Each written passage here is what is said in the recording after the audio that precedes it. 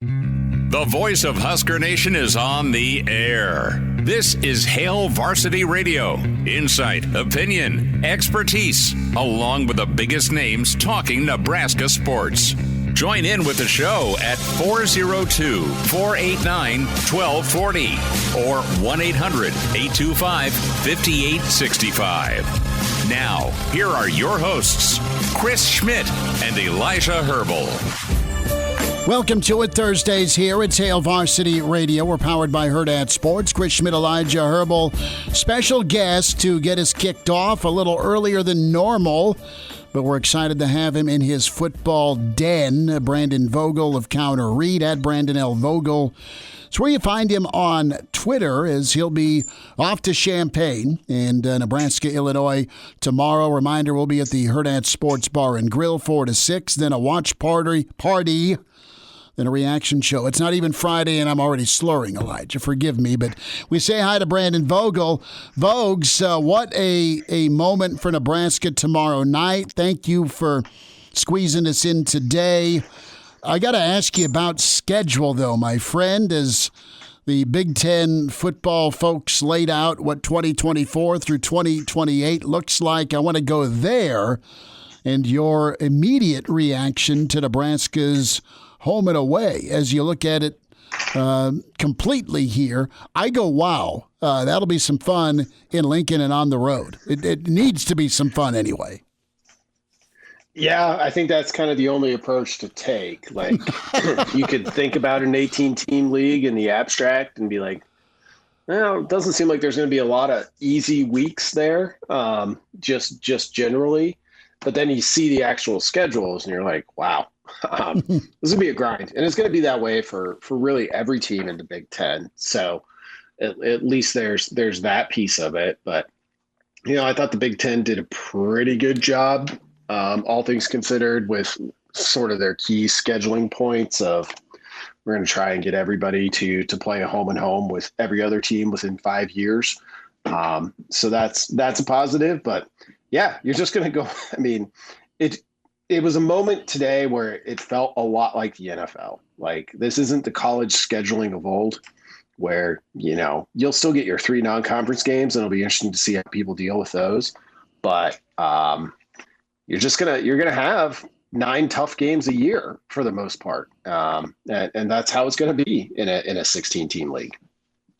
Brandon Vogel is – yeah, no, I get you. Brandon Vogel is with us, and it is going to be – pretty gnarly, and that will be week to week and game to game, and you're going to have to be multiple.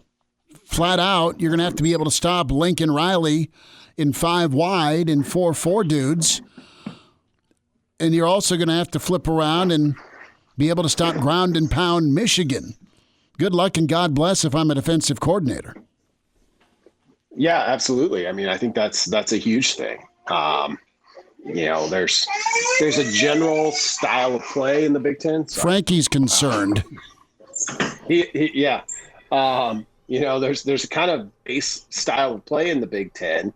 And you bring in a team like USC, it's completely different. I mean, if you look at any of the numbers right now, like Washington is at or near the top in most of those offensively. Kalen DeBoer, obviously a guy with some Big Ten experience. So it's good luck projecting the Big Ten next year, which we'll all try to do, once we get into the off season, but it's going to be crazy. It's kind of almost a total upheaval, even though you're just adding 4 teams, of I think everything that we know about the Big Ten to this point. It's Brandon Vogel with us here on Hail Varsity Radio, talking Nebraska's new schedule. We're going to get into Nebraska, Illinois here in just a second. But Brandon, what do you make of the fact that Nebraska playing both USC and UCLA, they're playing those California schools more than Oregon and Washington, and maybe that's Nebraska's West Coast rival, if you will. I think they're playing both of those teams 3 times over the next 4 years. And what's your take on that maybe being the rivalry? Something tells me that Nebraska is going to be leading off their Big Ten slate next year with either USC or UCLA, and based on how many times Nebraska started the year away from home, Maybe a host. I might be betting on Nebraska UCLA kicking off the Big Ten slate in week 1. That's my early feel. And I just kind of want to get your thoughts on what a potential Nebraska USC or Nebraska UCLA West Coast rivalry would look like. Yeah, so I honestly, my gut reaction to looking at the 5 years of the schedule that was presented was like, I would have liked to see a little more Oregon and Washington in there. Although, maybe just Oregon. I think the dream matchup for me would be Oregon and USC, because I think those are the two teams that Nebraska has played the least of those four. Got a pretty good history with UCLA in terms of number of games played. And obviously there's some key Washington games that we can all remember from Nebraska's past. So, but they did kind of stick it with the LA schools, which is fine too. It's never a bad thing to have to go to the Rose Bowl or have to welcome UCLA. And I mean, UCLA is pretty good right now under Chip Kelly, but you look at those other three teams with where they're at entering week 6 in 2023, they're at a higher level than the Bruins are at the moment. So all things considered, not bad for Nebraska. I look forward to some of those USC games. That's been a matchup we've gotten less frequently, just consuming the Huskers over the years. Vogues, last thought on the schedule. Who would you have drafted to play every year other than Iowa? If you could have picked a second running mate for Nebraska, who would it be? Wisconsin. And I feel like that pick is fading a little bit. Like back in 2016 or so, like I think that was a clear pick for me, with just the like Alvarez Nebraska ties, etc. That said, Wisconsin's dominated that series against Nebraska in the Big Ten.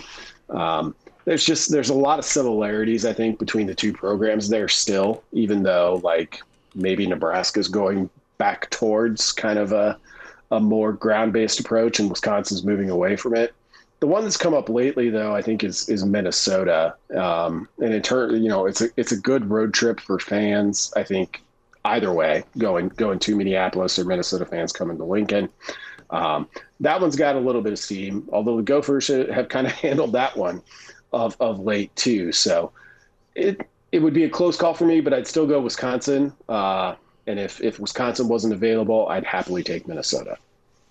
It's Brandon Vogel with us here on Hail Varsity Radio. And Brandon, let's flip it over now to the game that's going down tomorrow night, Nebraska, Illinois in Champaign. It feels like a big one in terms of Nebraska's quest for a bowl game. I just want to get your general thoughts. Nebraska is the underdog in this one. I think a lot of people around Nebraska and even a lot of people nationwide from some of the betting experts that I stay tuned into, that Nebraska feels like a value play this weekend in terms of going out to Champaign and getting an outright win. How do you feel about this game tomorrow, and how do you feel about Nebraska's quest towards getting to 6 wins beginning tomorrow night in Champaign? Yeah, I mean, getting to 6 wins broadly probably requires a win tomorrow night, I think. Or at least that's the easiest way to do it. That said, the game is last I saw was 3.5 points for Illinois. It's kind of giving them credit for home field advantage and not a lot else.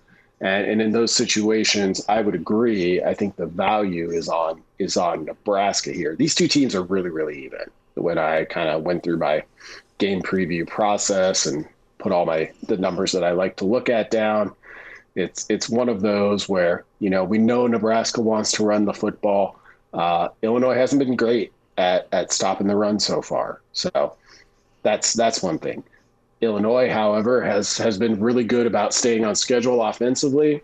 Nebraska, after the Michigan games, about average at that. So it's going to be, I think, a pretty close game. And now that I say that, of course, like something crazy will happen and some team will win by 21 points. But I think it's going to be close quarters type of game. I think what Matt Rule said post game on Saturday, like we'll find out what kind of team we have, is completely true, because one of these teams is going to have to go out and like win this game. You hope it's not one decided by a couple of big plays or a couple of key turnovers or a missed field goal or something like that. But it could be, because everything I've looked at says this one should be pretty close. And I do like Nebraska's chances. If I had to pick, I would pick Nebraska to win straight up, but it's pretty close to a coin flip. Maybe as close as I can remember in quite a few years. As long as Geronimo Allison is not in the red zone, I'm okay. And Elijah's giving me the side eye there. I brought up a painful memory from many, many years ago. Brandon Vogel with us, the first loss in Champaign, but not the last for Nebraska. I want to get your take on just what you saw against Michigan. Does that concern you the rest of the year? Are you concerned? We've all spent this week talking about Rule's gauntlet, and it was well put. It was well communicated, but it was still a challenge to his guys. And the question is there, how are they going to respond? How are they going to look? Do you strip away the Michigan factor, or does that kind of intensify what tomorrow night needs to look like if you're Nebraska? I think I can do a little bit of both. I think this is a really important game for Nebraska. You look at this, the ideal version of this, if you're a Husker fan, is Nebraska comes out against a defense that has struggled in really about every way except for giving up big plays. They're pretty good there. You come out, you hope the offense finds a little bit of rhythm. You get the win, you go to the bye week, and you've got 6 games left to chase 3 more wins. That's the perfect scenario. That said, you can't just dismiss, I think, some of the things we saw against Michigan. I think through Rule's comments, both post-game and then again Monday, I think we're starting to see how much of a kind of psychological, behavioral, I'm not sure which is the better word there, hurdle they're still having to clear of everybody wants to be in the right spot. They don't want to do the right thing. It's tough for them to just turn loose and play. And that's kind of, scarring, I think, from not just the previous regime, but really, previous 7-8 years of Nebraska football. And it's been the piece that, it gets really into a gray area here with a lot of this stuff, but you hope you can overcome, but you never know for certain. It's a lot easier to talk about how many returning starters there are, in the secondary than it is, hey, is this team ready to just go out and play free? Brandon, I just saw on Twitter the Husker volleyball team, they're wheels up to Michigan. They take on Michigan State and Michigan, both of those away from home this weekend. And there's some pictures from the tarmac. The girls in the volleyball team seem to be wearing shirts that say volleyball school. What does that mean to you? That the means the they volleyball got some team, free gear from your friends at Barstool. They did get the free gear from the friends at Barstool. But I think if you're a member of the football team, that's a bit of a slap in the face. Just it's another challenge. Are they wrong? That's one question. Are they wrong? No, I don't think so. Nebraska is a volleyball school right now, but that's got to be some sort of motivating factor on the football team whenever. If you read in between the lines on volleyball school at a place like Nebraska, it is kind of backhanded towards the football team. Yeah, it's kind of been undeniable. They've earned the right. Don't get me wrong. Yes. Yes, they definitely have. I just hope that if Nebraska gets a win on Friday and Matt Rule gets up there and says, he doesn't say nobody believed in us. He said volleyball didn't believe in us. Then we're all good. He better be wearing the volleyball T-shirt. That would be amazing if he gets up there in a volleyball school T-shirt and says volleyball didn't believe in us. No. He gets up after the game and says something about disrespect. Right. That'd be the theme of 2023 for college football. And that would be the final button to push, wouldn't it? To motivate your guys, and if you're Trev and Coach Cook, and hell, Rule probably helped hand out the T-shirts just to get the message to his team of lighting. I was going to say lighting that fire, but that's too soon. I didn't mean to go there, but Hey, it's all about finding that internal drive. What's a number, Vogues, before we get you out offensively here on the ground? Does Nebraska need 200, 250? Do you see both quarterbacks? I think 200 is a pretty fair expectation for Nebraska based on what we've seen from both teams so far.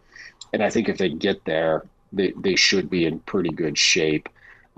As for both quarterbacks, I'm leaning towards yes. I think we do see both of them at points. We'll see how Nebraska chooses to start the game, but if you're going to get to 200 yards rushing, and you look at the running back depth, you're going to need a good amount of carries from the quarterback, and if you can split that over two guys, however that works, not necessarily the worst thing. 274-yard gallops by Mr. Fleeks will help get to that 200 Vogues is talking about. That's a lot to ask for. If you can do it against Michigan, you can do it against Illinois. I kind of kid. Brandon Vogel, Counter Read, counterread.com. Vogues, tell us about Counter Read real quick. Yep. Twice weekly newsletter for subscribers from myself and Aaron Sorensen. We try to do things a little bit differently and keep the value proposition pretty simple. So each week we do an in-depth preview of the game, do a couple of other things each week, kind of just trying to find the best story that we can find to tell. And that'll change a little bit in the off season, but for football season, that's what it is. Vogues, appreciate you. We'll talk Saturday, brother. Sounds good. Thank you. Hail Varsity Radio is live. Now, back to Schmitty. Schmitty's a great guy, but he don't have a brain. And Elijah. You want me to speak? When I point at you, yeah. On Hail Varsity Radio. Big thanks to Brandon Vogel for jumping in. Open phones for you here the rest of the hour. Hour 2 coming up with Hail Varsity. We have Gary Barnett coming in. Good coach's take on response for Nebraska after Michigan and heading into Illinois. Again, we're at the Hurrdat Sports Bar and Grill tomorrow night, 4 to 6. Come see us as Hail Varsity Radio on the road. And then we'll be set up for the watch party. Get some of that Bang Bang shrimp. Yes. I feel like Bubba Gump, man. Just going to be screaming about shrimp for the first half anyway. The Bang Bang sauce, too. And then Real Red Reaction follows from the Hurrdat Sports Bar and Grill. Excited to be up there as it's a Friday game. I know it's a night for high school, but the Big Ten don't care. So we are hunkering down for all sorts of football fun in La Vista. Come see us. Can log on Hurrdat Sports Bar and Grill and find out more info there. 489-1240, 489-1240, number to get in. You want to join us here this first hour, Chris at HailVarsity.com, or can find us on the Stream Hail Varsity YouTube channel.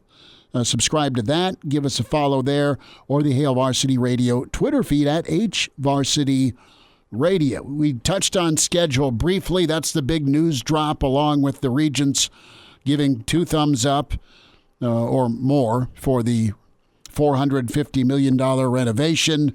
That is a green light for the Big Red.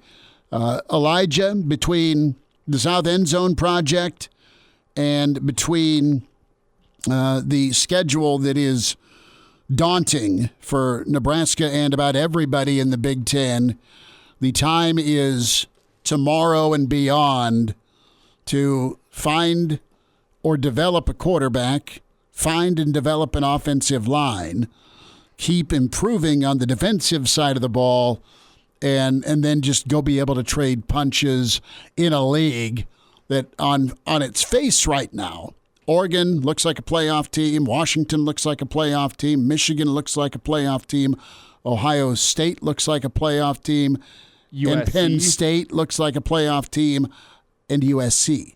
6 of your 18 are playoff squads right now. They're in the running. They're in the discussion point. Dean Blevins also going to be with us along with Danny Burke next hour. I do have a feeling that not all 6 of those teams are going to make it into the playoff. No, but I think you can talk yourself into. But hey, with the 12-team playoff, you can absolutely justify 3. Oh, 100%. And 4. Now the SEC is going to be, shaking their change cup as well for getting as many in as well. But, I mean, right now, you've got an elite quarterback setup. That won't necessarily be traveling to Lincoln, or Lincoln won't see that next year. Maybe they will, maybe they won't see Caleb Williams in 2024, depending on who gets the first pick. Ohio State will have their kid who won at South Bend, presumably there next season. You're also at Iowa, and your home schedule has 3 really fun ball games. UCLA coming to town with Chip, Wisconsin with Fickle, and then Coach Prime, as long as he's still in Boulder. The Buffs are still on the schedule for next year. I love that. There's 6 losable games on top of the fact you've not been able to beat Purdue and Illinois routinely, or Northwestern, dare I say. So the time is now, and by year 3, your patience may be minimal now, but the time right now to get the hard hat and the shovel is absolute for Nebraska football. So by 2024, they're competitive. They still have the rest of this year to be competitive, yes, but it really escalates and accelerates. Think about 2028 with what that schedule is. Penn State, UCLA, Wisconsin, and Lincoln, at Iowa, at Michigan, at Minnesota, at USC. And I've skipped over 2025, 2026, 2027, not on purpose, but it's just going to be fun. The thing that sucks is you only get Washington and Oregon once. Now, we got to plan that road trip to Eugene. We got to plan that road trip to Seattle. I know you're saying a road trip here, but that sounds like more of a flight to me. No, well, what I meant is when we land. Hey, all I'm saying is if you're flying, I ain't driving. Not to those. We're going to call our dear friend Bill Walton to get us picked up. That could honestly, though, be a hell of a cross-country road trip. No. If we make it like an entire week-long thing. We're going to have to take a train. Let's take a train. Can we take a train to Oregon? No, well, how fun would it be to do the shows from the road on the way to Oregon? Like, hey, this one's from the Grand Canyon, Hail Varsity Radio coming at you. Why would we go to the Grand Canyon? We should make it a whole West Coast thing. Like, I'm telling you, like the world tour. We leave on Sunday, and like Monday rolls around, and we're somewhere in the Rocky Mountains. Tuesday rolls around, like we're somewhere in the Southwest. Hey, this show's coming at you from Las Vegas. One of us has gloves on, the other does not. And, yeah, it's the Rockies. Dumb and Dumber reference for you. Sorry, but, yeah, I know. You got to watch it again. It's good. No, I mean, Oregon is more recent. Washington's got a great history. Washington and UCLA, quite frankly, are the two teams. It's been a long time since Nebraska's hooked up with USC. Feels like yesterday doing that pregame show in 2006. Check that, 2007. But one of us was doing a pregame show in 2007 when SC came in here and ran Stanley Havili 3 times for 90 yards up the gut, fullback dive. And Pete Carroll destroyed Bill Callahan in Nebraska that night in Lincoln. So, listen, you better get good, and you better get good quick. You better get competitive now and carry that over if you're Nebraska. Better get competitive now, because I'm looking at the schedule, how it shapes up. If you're not a solid bowl team in 2024 next year, I have serious doubts of whether or not the Matt Rule rebuild will work altogether with just how difficult that schedule gets. Obviously, you can go to recruits and sell the fact that, hey, we're in the Big Ten Conference, and this is the conference where winners come to play, and if you want to win, you want to play big-time college football. Can you steal the Conference of Champions moniker that used to be with the Pac-12? I wonder how long does that trademark go away if the Pac-12 ceases to exist? I assume so. That's a good question. Does that go into the public domain? I don't know. I don't know, but all I know is if you're not a solid bowl team by 2024, I seriously doubt Matt Rule's ability to make it work altogether. And hey, maybe you get into a bowl this year and you can sell it for 2024, sell that build. But what I know about rebuilds in college football, no matter how far down you are in the dumps, whenever the rebuilds happen, you look at Bob Stoops way back when, and maybe we'll get Dean Blevins' take on this here next hour. I mean, they were in the worst period that they had been in 50 years. Can I let you in on a secret? Sure. John Blake was God rest his soul, was the coach that could not coach. He could recruit like a machine. He was on Callahan's staff. He landed Sioux. John Blake could recruit but couldn't coach. Okay, he was an assistant and he was a recruiter. Stoops came in similar to Bo with really good talent, and year 2 you win a national championship. You had insane talent on that team. And it was a travesty. They were no better than 5 or 6 wins or 4 wins under the John Blake era, and he didn't do it right. He was an assistant that got an opportunity to be a head coach.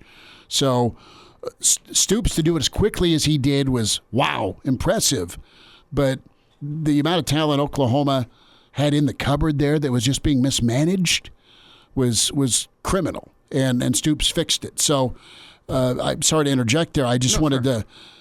It's important context. No, it is. I mean, because it's not like he walked into awful talent or players. I don't know what Nebraska has talent or player-wise. I know what we see on offense right now, and you don't have a difference maker at quarterback as of yet. Maybe that changes with Sims and confidence. Maybe that changes with Harburg.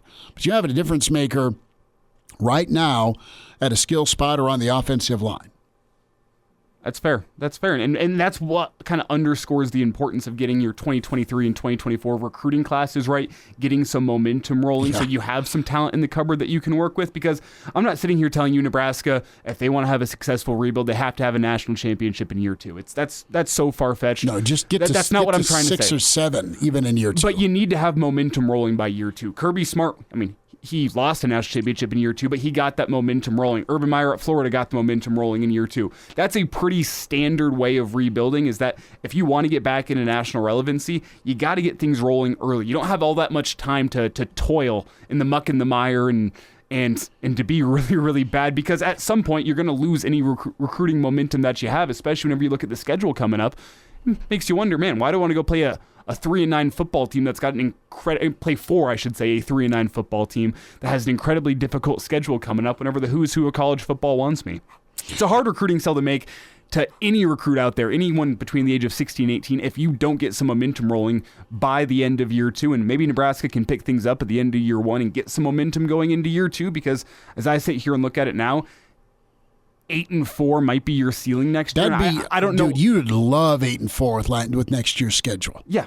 And that's what I'm saying. That might be your ceiling as of right now, based on what I see with talent on Nebraska's roster and what's coming in. It's going to take some time. But simply put, anything less than 6 next year is going to be wholly unacceptable, because it makes you really start to doubt the rebuild as a whole, just based on what other teams in college football have done and how other coaches handle their rebuilds. You have to have that momentum in year 2. And you look at the schedule and, man, it's tough to get momentum rolling against those kind of teams that Nebraska has in its schedule in 2024 and beyond. I'll say this, and you've referenced the year 2 to year 3. And in year 2's for Rule, they were 500 or a little better. They were 7-6 seasons, okay? And I'll say this, you mentioned Urban, you mentioned Stoopsy in year 2. And what both of those guys walked into, absolute football factory talent-wise compared to what Rule has right now. And I don't want people to get mad or throw things. I'm not saying there's not good football players or talent in Lincoln, but what are you seeing right now? You're seeing a lot of push towards some of the young guys that didn't blink, per Rule, on the defensive side of the football against Michigan. And what you have right now for tomorrow night, we'll get into this a little more, is, all right, your quest for 6, yes, but also your audition. You get to audition some of those young wideouts as the season progresses. You get to audition more of those guys to kind of find their footing at more of a full-time role for their future versus the reserve role, or giving them a little bit on their plate to digest. We'll get to some of your comments as well, 489-1240 and in the StreamYard. But and listen, if it's a tough 2 years, that's fine. You just can't get it wrong, and you can't get impatient as the builder here if you're Rule. And he's been through this before. Well, there's a difference between having a sense of urgency and being impatient. Sure. You have to be urgent, but you can't be impatient. And the thing that I think you can be comfortable with if you're Nebraska, again back to Rule, is he's kind of found some diamonds in the rough wherever he's been at some tough programs with the win-loss record, and he's turned those guys into good football players. And now, back to Hail Varsity Radio.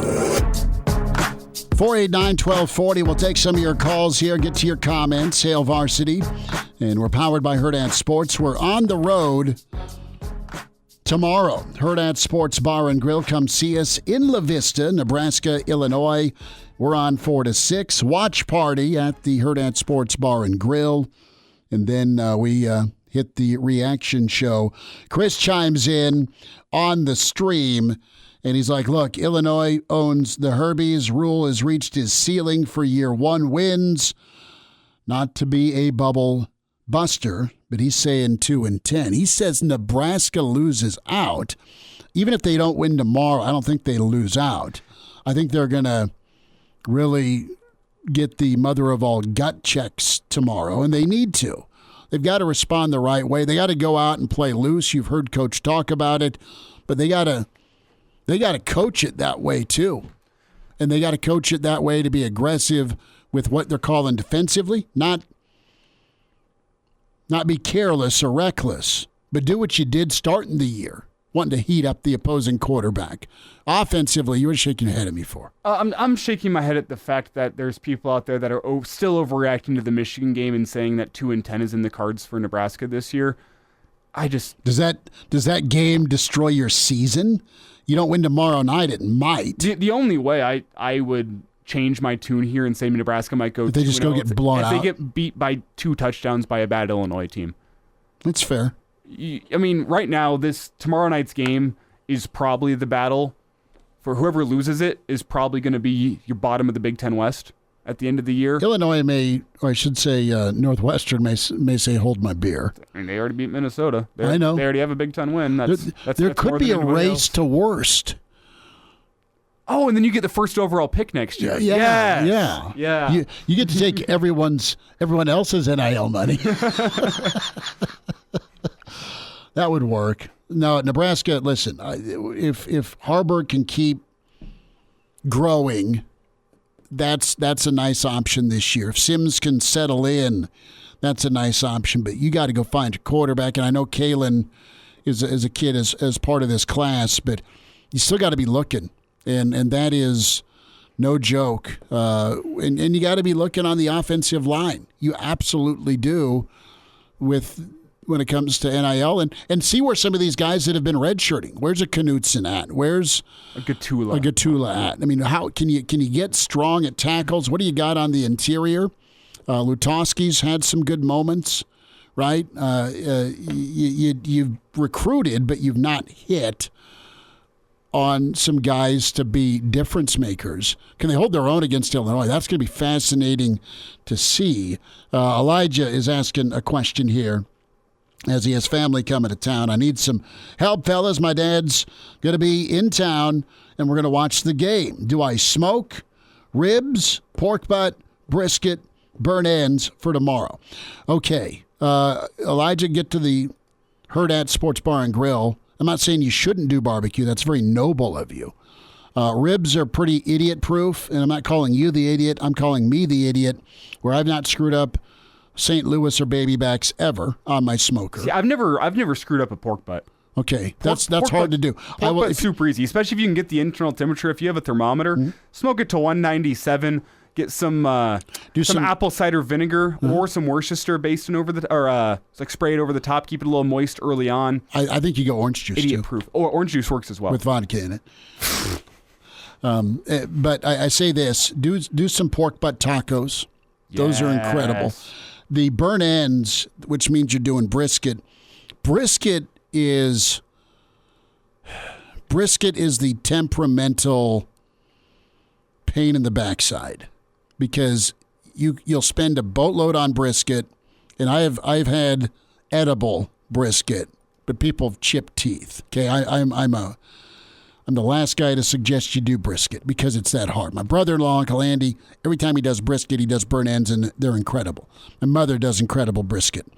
I, however, have failed. And I've had the football party. Last time when Frosty was up playing Michigan early in the fall, they opened up Big Ten play against Michigan on the road. I did brisket, and my smoker, I'm going to blame the smoker, went on the fritz and wouldn't heat.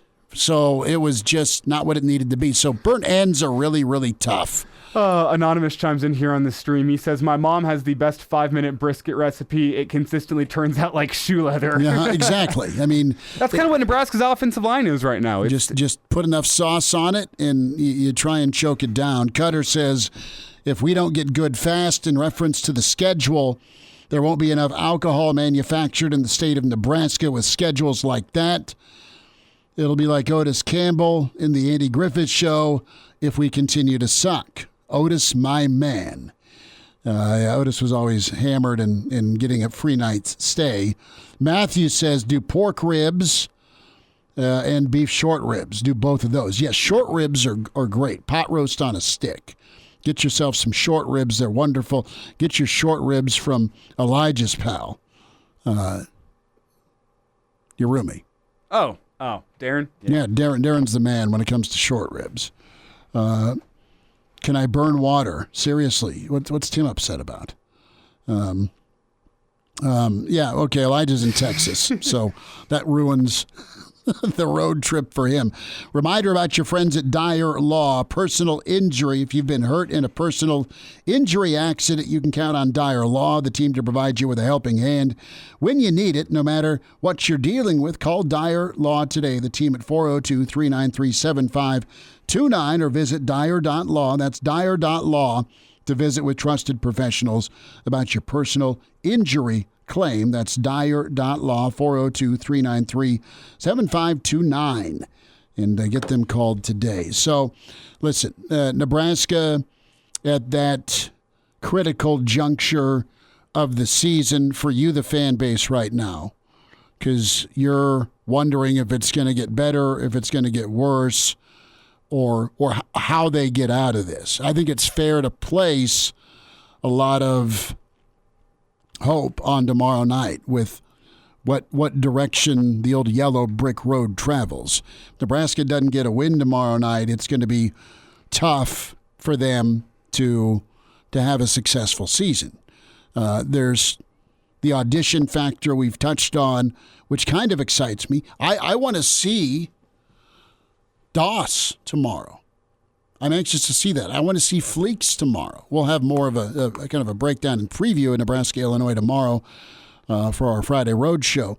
But I also want to see, Elijah, back to the original point here, brother, is just cut it loose.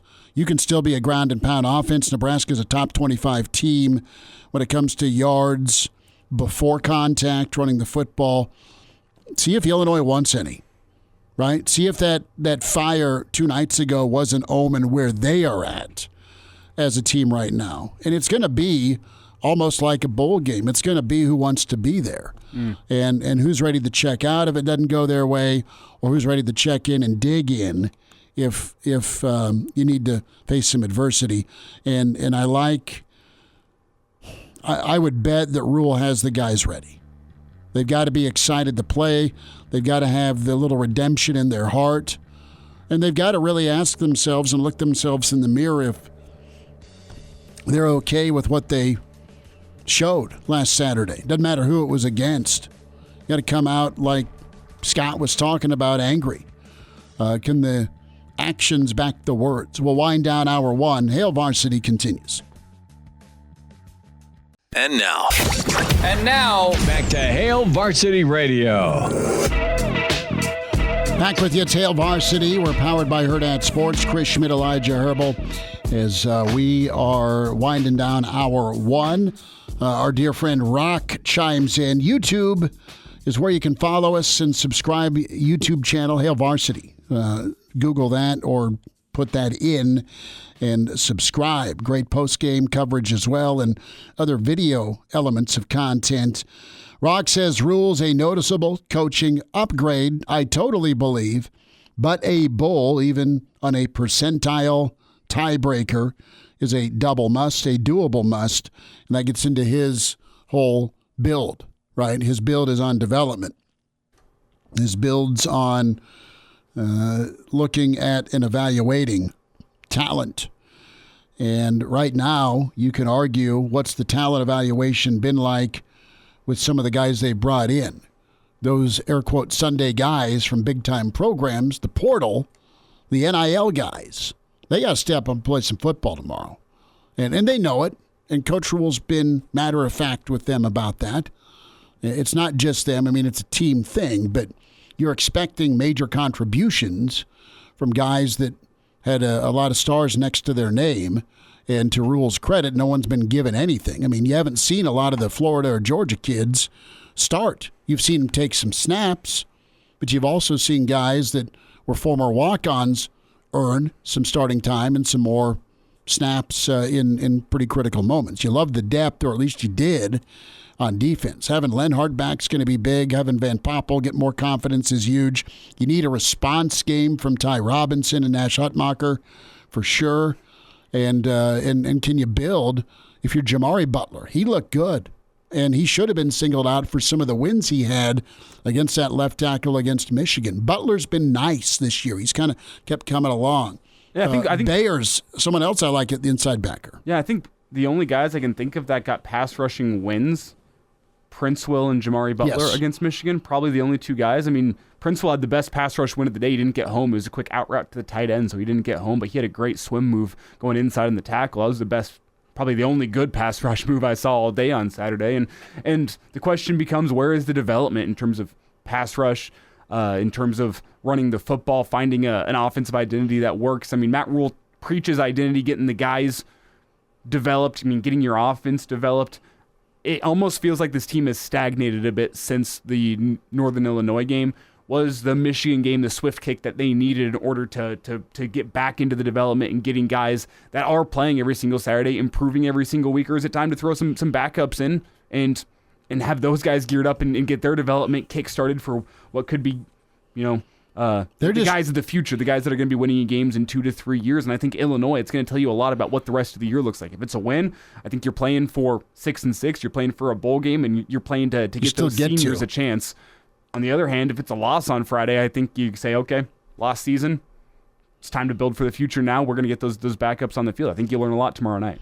Reminder to get buckled up. One of every 3 fatal crashes in Nebraska involves an alcohol-impaired driver. Why take chances? If you drink, don't drive. A message from the Nebraska Department of Highway Safety Office. You have Tim chiming in. Wouldn't it be great if Tommy Hill lights up the game? He's had opportunity, man. He's been highlighted for sure as somebody that is an option. We'll get to some emails next hour. Gary Barnett joins us. We'll dive into the Texas State Fair, Texas, Oklahoma. Dean Blevins with us next hour. Danny Burke also has some gambling pointers for you. Hour 2 on the way with Hail Varsity.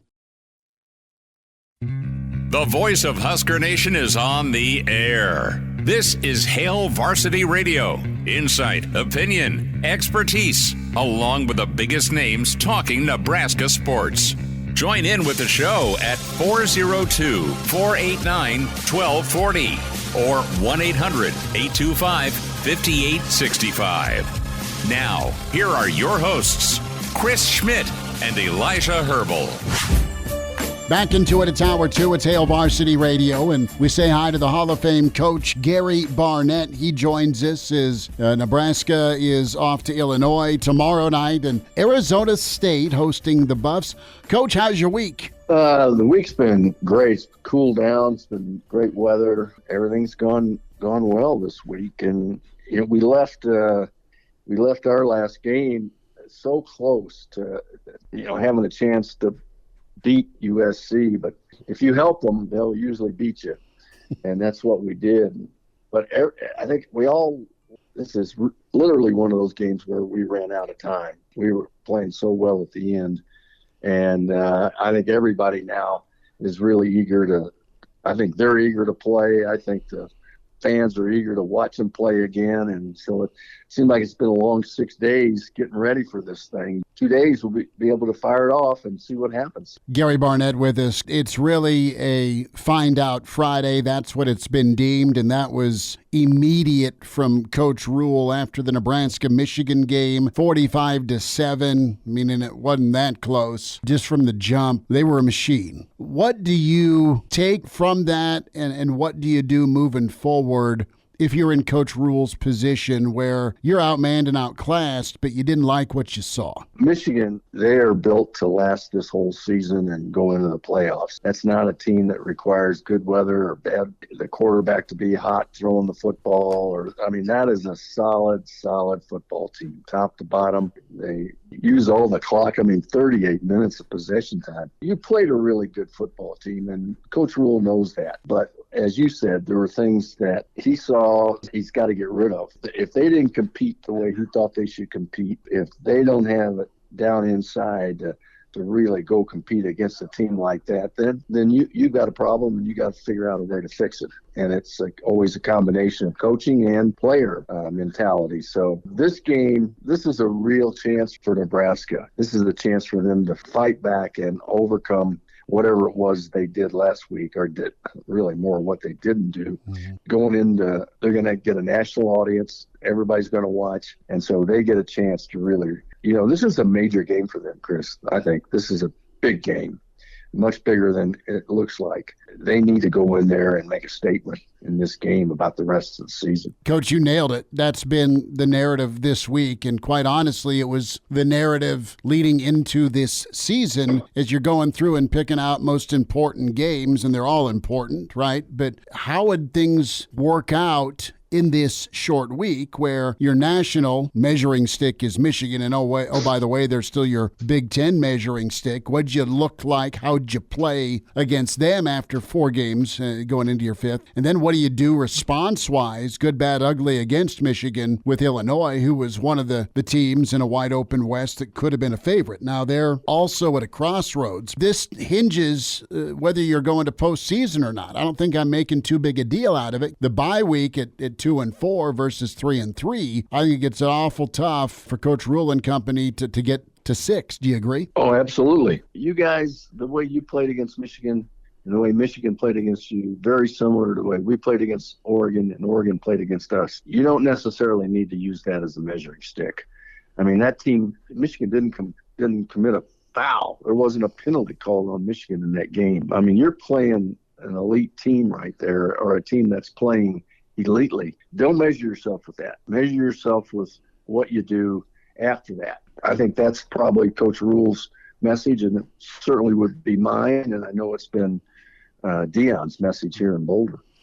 Tell me a little bit about that mentality, because there's some guys who've played a lot of football that didn't show up, and he's not calling them out, but he's saying, I know you can do better. I know you're going to have a chance to play on Sundays, and you got to perform better in these big games. Tell me a little bit, Coach, from your experience, bringing that out of guys in big games and in big moments against some of those helmet matchups, and quite honestly, making sure a guy can kind of break through the next chance he gets. Well, frankly, Chris, that's just coaching. That's more coaching than what everybody thinks it is. It's not about plays. It's not about defensive schemes. It's not about any of that. Coaching, real coaching, is doing just what you said has to be done or has to be attempted, and you gotta look for every angle you can. Most of this is up to the player, but it's up to the coach to establish and create a relationship as best he can to get that out of him. And that's what coaching used to be, and I still think it is. It's not about having the fastest players or the most exotic schemes. So week in and week out, that's what coaching is about. So Matt's got his challenge with a bunch of guys, and it comes down to whether they buy in to him and whether they're willing to listen and let him guide them through this situation. So, there's two levels of responsibilities: there's player level and coach's level. How did you attack that, Coach Gary Barnett, with this, with some of your early teams, either Northwestern or coming back to Colorado, where you had to have that tough talk? Nebraska, Coach, put on pads Sunday. Less than 24 hours after they played Michigan, they were in pads because that was the edict. And it sounds like it was a really good physical practice. It sounds like Nebraska responded the right way, but that's the route Rule chose. Well, I've done that. You know, you do whatever your gut tells you to do in those situations. But the bottom line, Chris, is players want to be good. They want to play well. They really do. And deep down inside, they know when they didn't. They know when their attitude wasn't what it should be. And they're like any other young person.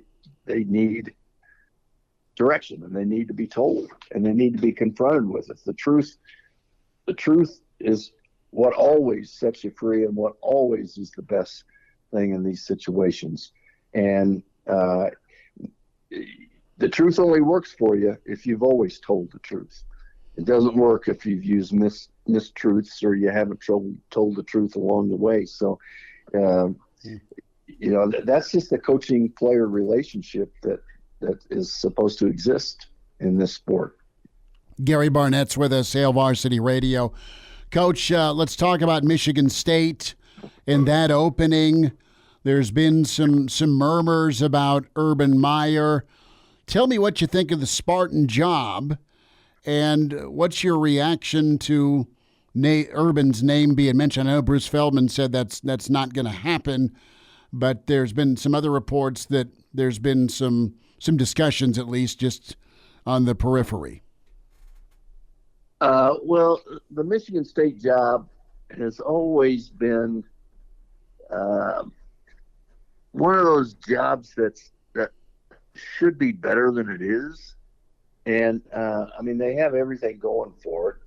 And it's just D'Antonio, I think, took it to probably the highest level it could have gone. You know, they went to to the college football playoff.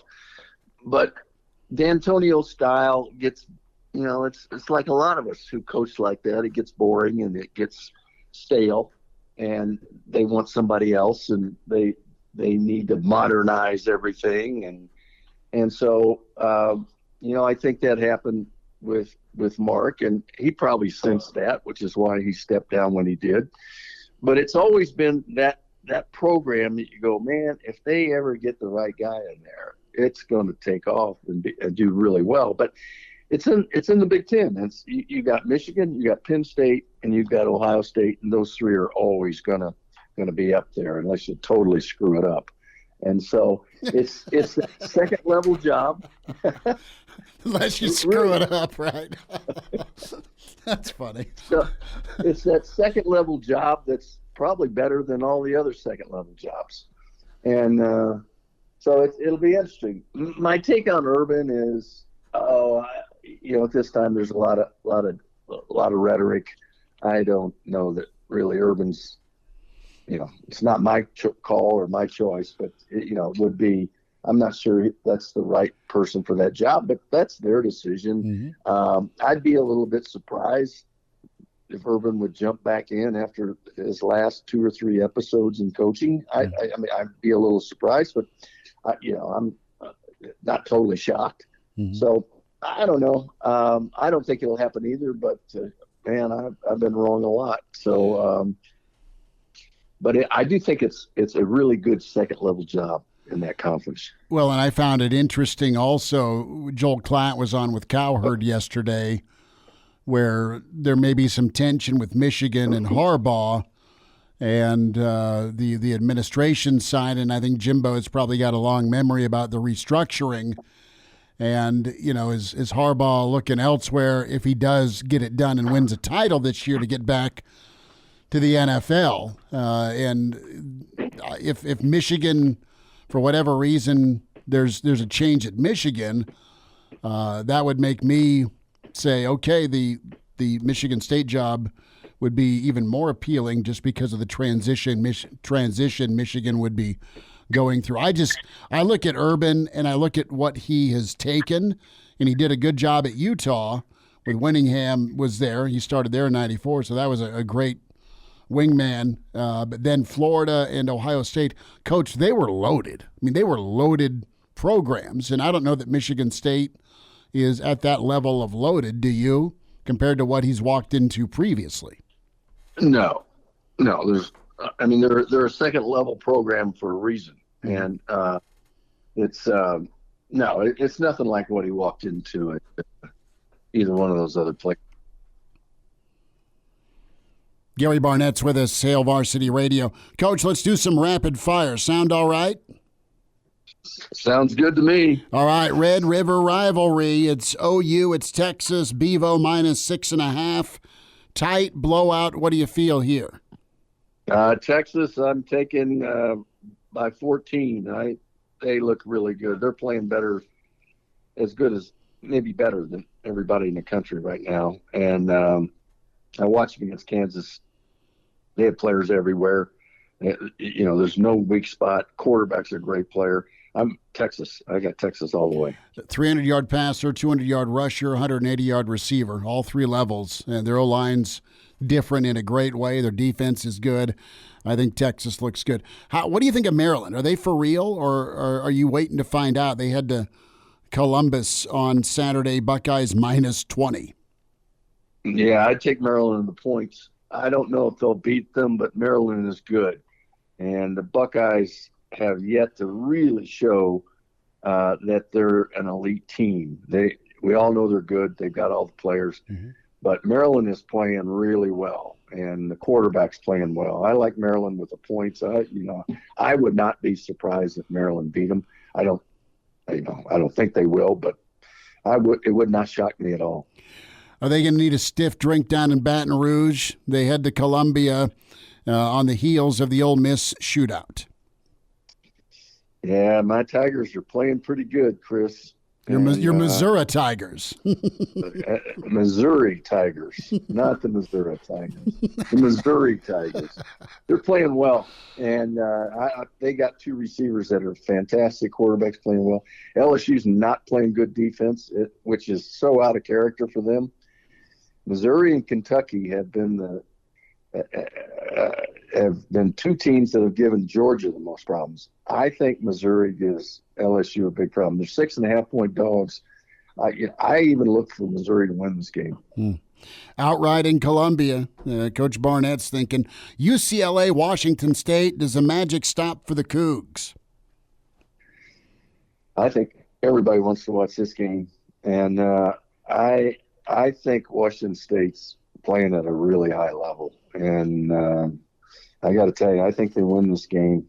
And so, UCLA's got the 3-point home field advantage as far as the spread goes, but Cam Ward's playing at a really high level, and Washington State's playing at a high level. I like Washington State winning this game. About 10 colleges that wish they would have done a little more homework on Cam out of Incarnate Word, because he is a dynamite quarterback.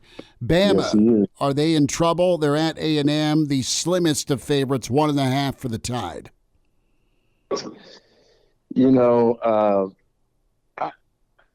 This is where, I'm going to root for Bama. I don't know who's going to win this game, but I'm rooting for Bama.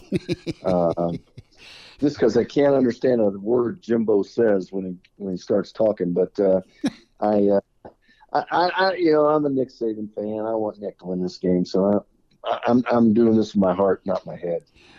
Could be game of the night. Fresno State, Wyoming. Fresno State -6. Boy, two good football teams playing there. I can't believe you put that one out there, but that's two good games. Two good teams. Wyoming's 5.5 underdogs, I think. It's at Wyoming. I'm going to go with Wyoming in this game. Yep, Powder River Buck. I think Wyoming might defend home field.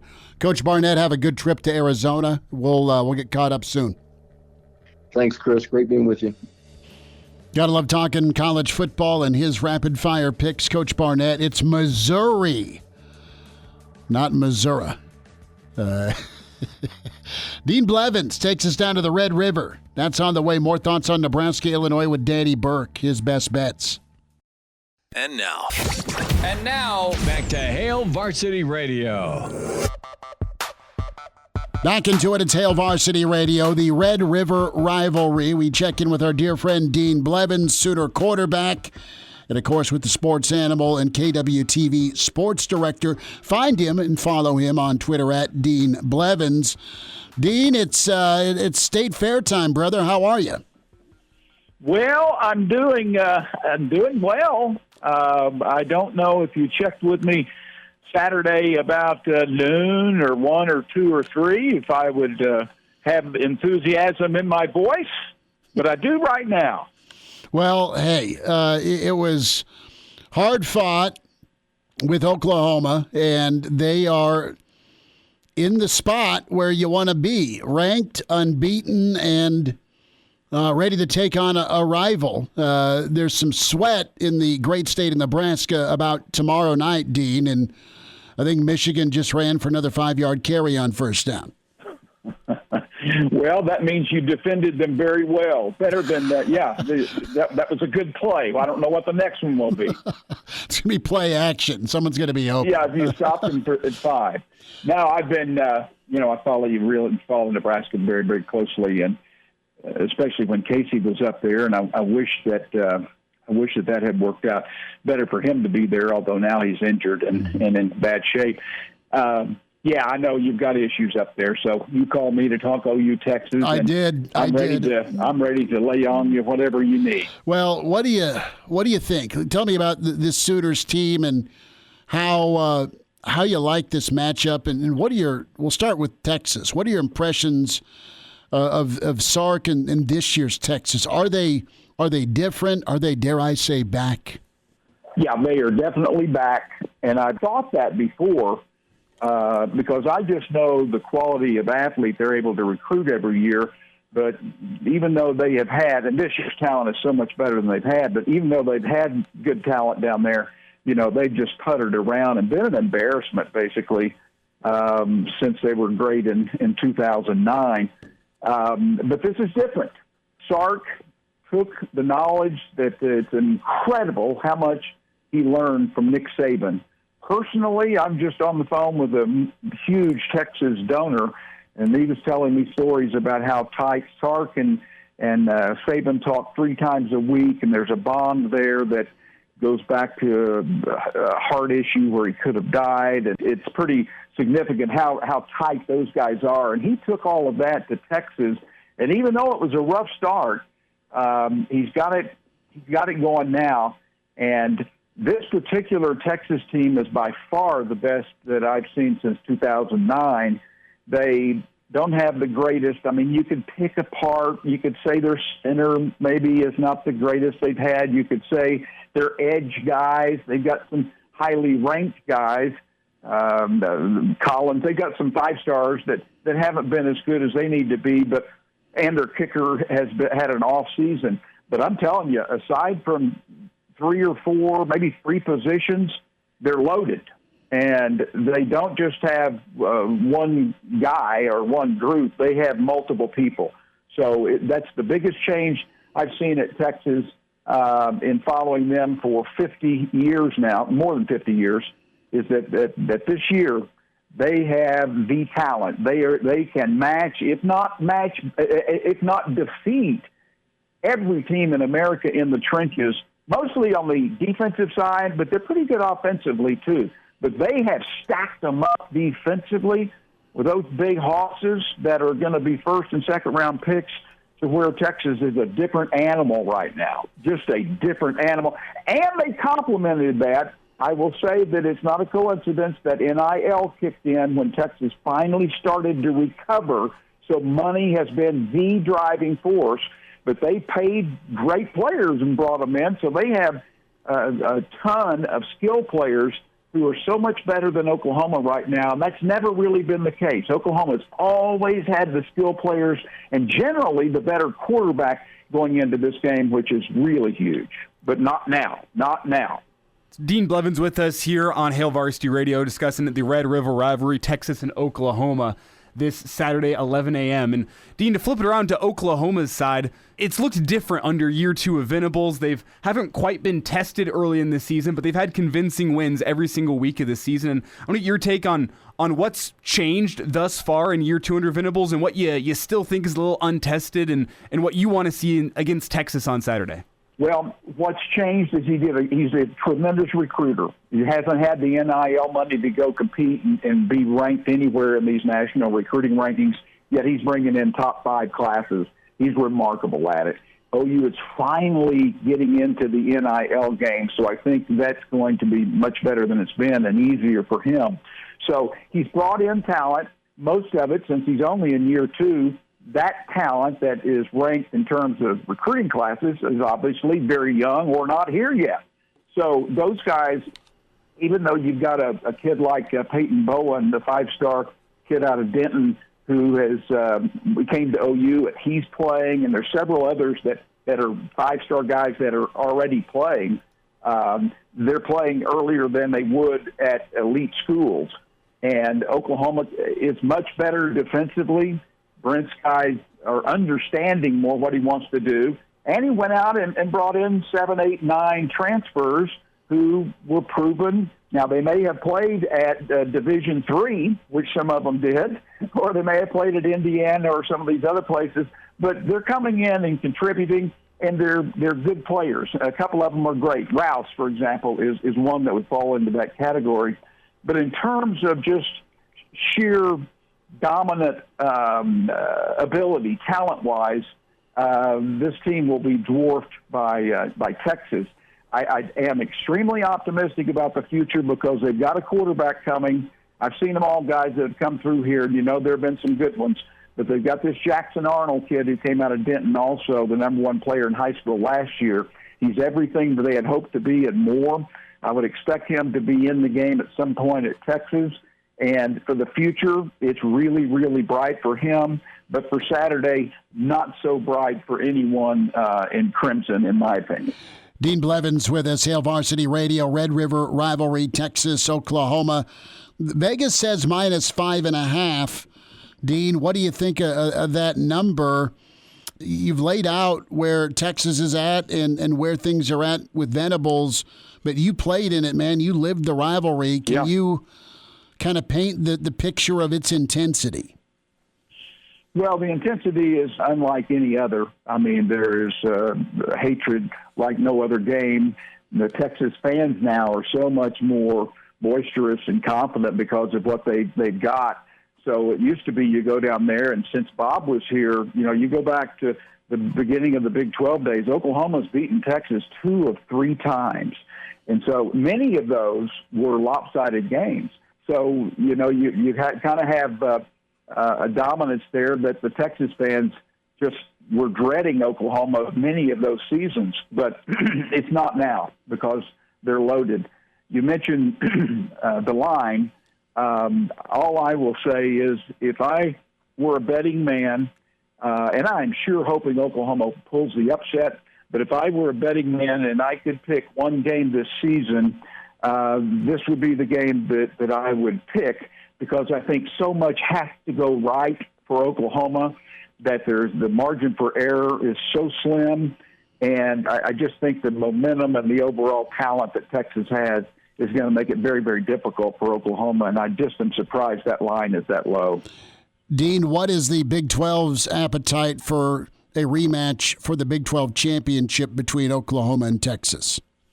Oh, I think everyone that from Oklahoma and Texas would love to see it just because Brett Yormark, the commissioner, would be putting his foot in his mouth for about the 50th time since he took over. He can't stand Oklahoma and Texas, and he's done some dastardly things to prove it. I don't know what the rest of the conference is ready to move on from them, but it is interesting that they are the 2 teams that are ranked from the conference and the heavyweights once again. I think there's a good chance of that. I believe if Texas were to lose this game, they would definitely be able to make it to the championship game. And Oklahoma will have more talent than every team that faces from here until the conference championship game. Whether they can turn those into wins or not, running the table or doing well enough to make that game or not, I'm not as confident. But Texas will be there. Dean, before we get you out, I want to bring this back to Nebraska. You know, I had to do it. We're in Lincoln, Nebraska. I had to. And I want to take you back to 1999 and Bob Stoops when he's rebuilding this Oklahoma football program. Year 1 for him was 7-5, makes the bowl game. Year 2 for him was 12-0, and it's just a tale of two seasons essentially. And I want to get your take on that rebuild under Stoops. What was the flip between year 1 and year 2, and are there any parallels between what Nebraska and Matt Rule could be trying to do? Well, I hope so for Nebraska's sake, because Bob took it at its worst in OU history and won a national championship in his second year. And I'll admit that he and I are very good friends, so this is a very biased perspective.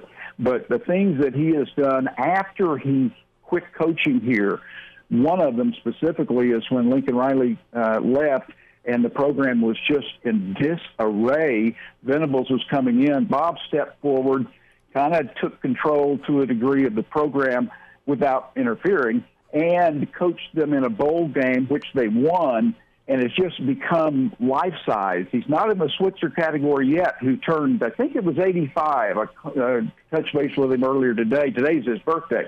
But Bob did marvelous things, and Bob did it just, there's no secret. He had a young, aggressive, smart, confident, bold coaching staff. You look across the country with the Manginos and the Leaches. I mean, the guys that they had, it was just spectacular to see who all they had coaching. But then he brought in his type of players, and Bob was exacting in how he went about his business, and he demanded respect. Not that he demanded it, but just his persona demanded respect and leadership. And it was amazing. Those things enabled him to get to where he was, along with being the best school in the country, in my opinion, since that run when Heupel went in there in '99. Then from that point until when Caleb Williams left, it's been the best school for quarterbacks. So Nebraska has to get it right at quarterback. And you got to recruit better than what's going on right now. But I do believe in your head coach. I think he has the ability to do it. He has the ability, but can he bring in all of these other resources that a Bob Stoops did that enabled him to turn around this juggernaut from flat to champion? Dean Blevins, sports animal, and of course, you can find Dean on Twitter at Dean Blevins. Dean, it is always good to talk Red River with you. Love your perspective on the rebuild, and enjoy yourself down there at the Cotton Bowl, all right? Okay, guys, enjoyed it as always, and I'll be pulling for you this week again. Go get them. And now, back to Hail Varsity Radio. Back into it. Hail Varsity rolls forward. Time to talk some gambling. Danny Burke with us, the pride of Chicago, at Danny Burke 5. Where do you find him on Twitter? And check out his site, burksbeat.com. Danny Burke, are you headed to Champaign, or are you avoiding that? I think I'll be avoiding it, but definitely the eyeballs will be on the game, Schmitty. I'm feeling pretty good about this one, which, is, I don't know, that can either be a really good thing or a really bad thing. I think you understand how that one goes, my friend. No, I know. With Nebraska and Illinois, both teams in a similar spot, -3.5.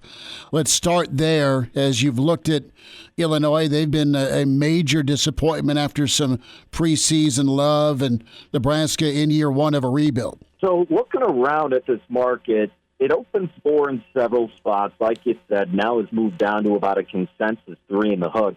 And for the first official college play I'm giving out this year, Schmitty, I actually took 3 in the hook with Nebraska. I'm just asking for trouble here. I know that much. But, man, looking at this Illinois team, it's just I don't think they're 4 points better than Nebraska. I really don't. And it doesn't really matter that this game is being played in Champaign.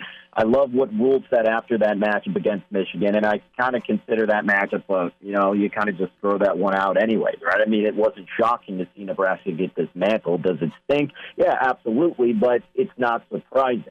Now, Illinois, that's something that's more shocking, the fact that they just got walloped by Purdue 44-19. Now, in betting, you always want to take recency bias out of the mix. You always say, no team's as good or as bad as they were their last week. I understand that. So looking into it a little bit deeper, what draws me to the Cornhuskers here, look, this team certainly has been efficient at running the ball, 16th in yards per carry. Defensively, they're limiting opponents to under 5 yards per play, ranks 22nd. Illinois defensively, opponents get about 5.6 yards per play against them. And more importantly, I just don't really trust the quarterback Altmaier here. He's been underwhelming. 5 touchdowns and 7 interception ratio, 50 rating for his QBR, 65% completion. And I know it's not like, Harburg's been anything outstanding, and if it's led to Sims, certainly that's a little bit more concerning. But, again, if we're just looking purely at the number, I think this should be more at a field goal. And the fact that we're getting the hook, I think that makes Nebraska appetizing here to take that 3 in the hook. I know it's going to be an aggravating game. I think Nebraska should win this game outright, Schmidt, based on what I thought about these teams heading into the season. But knowing what the Big Red usually does, they'll probably have a lead, may blow it, and perhaps lose on a field goal. But if that's the case, hopefully they just lose by that field goal and can at least cover 3 in the hook. But I'm expecting them still to be competing for that outright win. Otherwise, they wouldn't be even taking 3 in the hook anyway. Danny, I want to move to some Thursday night football action. I was keeping updated with Burke's beat last night, and I was a little interested in the prop play that you advised for tonight. Sam Howell over 30.5 passing attempts. This feels like a game that Washington may have a lead in against the Bears trying to run the football, but you're taking Sam Howell over 30.5 passing attempts. Give me the reason why.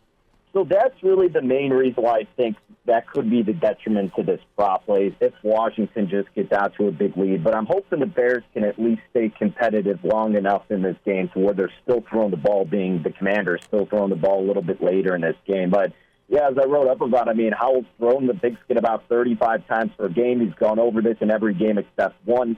That game where he didn't, they got blown out by the Bills, and he still managed to throw the ball 29 times. Chicago's weakest part of their defense, without a doubt, is the secondary. They ranked 31st against the pass, according to DVOA. Also second worst in terms of defensive EPA against the pass. And no Eddie Jackson, no Jalen Johnson still. And now Jaquan Brisker, their other star cornerback, was listed as questionable for this game. Whether or not he plays, it's not going to affect anything because the secondary is still crap, let's be honest. And a little bit of kind of just, speculation into this thought that I wrote up about is just the Eric Bieniemy factor. The Bears didn't really give him the time of day the last time they were around their coaching carousel, and I think he went to Washington to prove he can still be a dynamic play caller without having Patrick Mahomes being his quarterback, and he's made Sam Howell look very strong thus far. I know there's been a couple of areas where it hasn't been the case, but for the most part, it's been impressive. So I wouldn't be shocked if he just goes out there with a little bit of chip on his shoulder to kind of stick it to the Bears front office going, man, I could have been doing this with your quarterback, Justin Fields. Instead, he went with a defensive-minded guy, and maybe he's out to prove even more so, hey, don't make that mistake this next time around. So that's kind of just a little bit on the side of the, kind of an intangible, just me speculating. But all in all, 30.5 seems a little bit low for Howell. I think they're going to try to absolutely dominate in the passing effort. And I would have made this number like 32 in the hook. I know there's some 31.5 out there now. Obviously, if you get 30 in the hook, still try to get that. The highest I would play would be 31.5 for his pass attempt. So. Danny Burke is with us, burksbeat.com, at Danny Burke 5 on Twitter. We're hitting some picks with some gambling, college football, and the NFL. Danny, quickly, what's the other game you like this weekend? What are you zeroed in on? All right, so I'll briefly talk about one because I know Elijah's going to be hitting on it funny, but I'm actually trusting his Broncos once again despite them blowing that last time I bet them against the aforementioned Washington Commanders. Long story short, look, Russell Wilson has actually been a very efficient quarterback despite what your eyes are telling you. And Zach Wilson, while, yes, he had a really solid performance in primetime, I think he comes back down to earth enough. I know it's the worst defense in the NFL in Denver, but again, long story short, I think they're in a good spot there. The other game, though, that I do like, that I have maybe a little bit more reasoning to trust them here, is the Patriots on a short money line price, minus 108. Yeah, they're banged up without Christian Gonzalez and Matthew Judon, but they're bringing in J.C. Jackson, the former Patriot. They traded with him from the Chargers, who weren't playing him at all. But you go through some of these metrics, and the Patriots actually have a little bit better defense than the Saints. And New England has had the second toughest strength of schedule up to this point, while the Saints have had the second easiest. Yet the Saints only have one more win. Derek Carr's look incredibly underwhelming, still a little bit banged up. I get the rumblings about Mac Jones and what's been happening with him and teammates and coaches, but look, Bill Belichick has the big coaching advantage, and despite what people are saying about Mac Jones, the way Derek Carr's been playing hasn't been that much better than him as of this point. Big discrepancy with the offensive red zone efficiency. Saints are dead last at only 33%. Patriots are over 62%. I thought that was pretty fascinating to see as well. So it should be a narrow margin in terms of the spread, which we're seeing, but enough to still warrant a play on an affordable money line price with New England at home. Danny, last thought here, about 30 seconds. MLB Division Series getting going this weekend. I think the first one gets going at noon on Saturday, and I want to get your thoughts on any series prices that you like or maybe any Game 1 lines that you like. Yeah, I think Baltimore and Texas is going to be a really fun series to watch because Baltimore, with the inexperience in the postseason, is that going to translate, and is Texas's poor pitching we saw all year finally going to live up to that? So that one I may just wait for the first game and then look to attack it. But, man, that Philadelphia and Atlanta series is going to be awesome. I mean, the way that Philadelphia Stadium was erupting last night and the night before was incredible. And there may be some plus money prices you can kind of, nitpick more so on a game-to-game basis with the Phillies, because do I really want to go against Atlanta for the series? No, I mean, the team is just outstanding. So I think in terms of a game-by-game approach, that's how you want to look at the Phillies. Otherwise, I still don't buy the Twins. Houston should take care of business. And then the Dodgers will take care of business against the Diamondbacks, too. So that is probably something you'd maybe want to bet on the series spread with both of those teams. Something to where you're not doing the outright series price and laying so much chalk and thinking these teams could win by more than one game in terms of that series spread. Danny Burke, BurksBeat.com. Danny Burke 5 on Twitter is where you follow. Danny, thanks for a few minutes. Absolutely, guys. Thanks for having me on. And now, back to Hail Varsity Radio. One final time here on a Thursday. It's Hail Varsity Radio. We're powered by Hurrdat Sports, and it's Elijah Herbel taking you through the last couple minutes of the show today. Schmidt MIA. We'll hear from him tomorrow from the Hurrdat Sports Bar and Grill. That's where we'll be from 4 to 6. We'll also be watching the game, Nebraska, Illinois, from the Hurrdat Sports Bar and Grill. So come up and say hi, say what up, buy us a beer. Maybe we'll buy you one. To have a good time up there tomorrow for Nebraska and Illinois. We'll also have our post-game show, the Real Red Reaction Show, live on site from the Hurrdat Sports Bar and Grill. It's going to be Chris Schmidt and myself taking you through the show tomorrow, as well as a couple of our friends from the morning on KFOR here locally. That is Will Wilson and Bill Hooks, as they're going to join us for the Real Red Reaction Show, and we'll get our friend from 96 Kicks, JP, involved as well. So that's what's coming your way tomorrow. Come see us at the Hurrdat Sports Bar and Grill next to Cabela's up in La Vista. Today on the show, you can check it out in podcast form. We had plenty as Brandon Vogel kicked off the show with us today. We got a little bit into that Cornhusker schedule for 2024 and beyond released today. We hit that a little bit harder at the 425 segment, and then here in hour 2, we had Gary Barnett, longtime coach at Colorado and Northwestern. He talked the importance of Nebraska's game tomorrow night. We also took a rapid-fire look around the weekend slate of college football. And then Dean Blevins, he joined to talk Nebraska and Oklahoma. We also got a little bit into Matt Rule's rebuild here at Nebraska, but Texas and Oklahoma was the focus of that. And then Danny Burke dropped some dimes for us, as if you're heading down to the sports book this weekend, highly encourage you to check out our segment with Danny Burke, Burke's Best Bets. He lays out the weekend of betting every single week with us. We can't thank him enough. Check him out as well. BurksBeat.com is where you can find some of Danny's best betting plays every single week. Or again, the easy option, if you prefer it in audio form, is to listen to Burke's Best Bets every single week here on Hail Varsity Radio. So that's what we had today. If you missed anything from the show today, all of those segments and the whole show going to be available in podcast form wherever you get your podcasts. That is Apple, Spotify, Google Play, Amazon Music. You can ask Alexa to play Hail Varsity Radio. Really, whatever you want to do to get the podcast version, you can check it out that way. Also, check us out on the YouTube stream, Hail Varsity's YouTube page, where you can get involved with the comment section, as we've had plenty of people chiming in today in the comment section. We thank them endlessly for their support of Hail Varsity Radio. As I kind of always say here, we do this show for you, the people. So if you have any notes for us, anything you'd like to change, just want to leave us a review, give us 5 stars, 4 stars, 3 stars, whatever you think, give us a review. That's what pays the bills. So we thank you so much for doing that. One final note here to bring, as I don't like talking about weather until we're 24 hours out. We've reached 25 hours out from kickoff between Nebraska and Illinois, so I think I am allowed to do this right now. The weather forecast tomorrow night in Champaign is some classic fall Big Ten weather, as we're looking at low 50s before kickoff between Nebraska and Illinois. It might even reach the high 40s before the end of the game. And Matt Rule's talked a lot about how much he wants his style of football to be able to translate into the cold, nasty weather in the Big Ten. It's not as nasty as it could get before early October. High 40s is on the chillier side of things. That's what the weather forecast is looking like tomorrow night in Illinois. A heavy dose of running the football, I think, is to be expected. I think we'll see both quarterbacks. We'll get our full game preview tomorrow. Again, that's 4 to 6 from the Hurrdat Sports Bar and Grill. We will see you there as Schmitty will rejoin us. I'll be up there. We'll be getting wings. We'll be getting appetizers. We'll be getting just about everything, as well as maybe a couple of beers. So that's where we'll be tomorrow, and that's whenever we'll talk to you again with Hail Varsity Radio, presented by our friends at Hurrdat Sports.